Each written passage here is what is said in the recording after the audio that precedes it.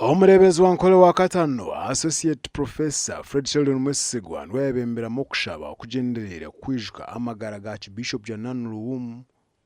Nkoberezi wa nkole omukoro ogwo gwakorerwa akashozi ruharo aho mu rurembo Rwampara. This has to do with the last moment actually. These are the bishops conference. Yeah, and the conference. Ekireki omuleebezi wa nkole okumanya ngu kyabe ky'omutaano omukoro ogwo gwakorerwa aha museum aho orikushanga kimwe aha bishenje ebyatebekanisiibwe okwongera kwijuka amagara ga Aakiibishopu Janani Luwum. The ministry will also explore possible avenue for collaboration, including inclusions in heritage promotion programs and partnership with the development agencies that support museum and cultural initiatives. Kana murundi ogwo abajwekyerwa kurwa Ministry of Tourism nabo baika omukushaba okwo. National Museum to support all upcoming private, community, institutional and other kinds of museums to make sure they can communicate to the public what is true. So it's our duty to make sure that we support this. And I think that Bishop, in brief. First of all, the value of church-based schools.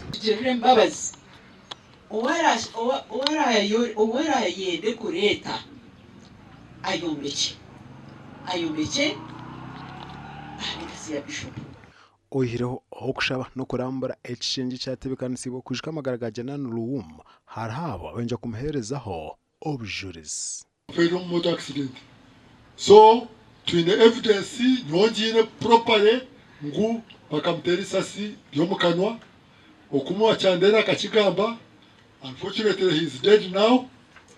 Twaza omuri Kabale okujaguza ekiro kya Janani Luwum oyisirwe President Idi Amin abeegi bashaba okuhindura anteekateeka bongere kufayo akukora izine rirungi.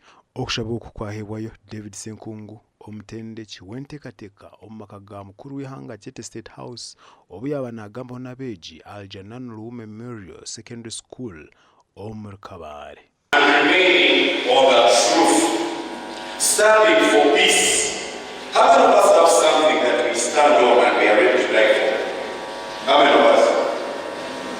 Very few. It's on a day like this that we give God the glory for sacrifice, we give God the glory for commitment, we give God the glory for integrity. Owabura omwanya ogu yaba Reverend Agrin wagaba Old Chaplain w'ishomereri nagira ngu Aakiibishopu Janani Luwum akaba ari omwebembezi w'omutaano ow'ensi yoona erikwesimisa. What we learn from his days is that he sacrificed himself for others. He sacrificed himself. He said, if it means death, I shall die, but I shall have to speak the truth to the government. Abwa TV West ndi Senyomo Gideon na Nelson Ahindugire City.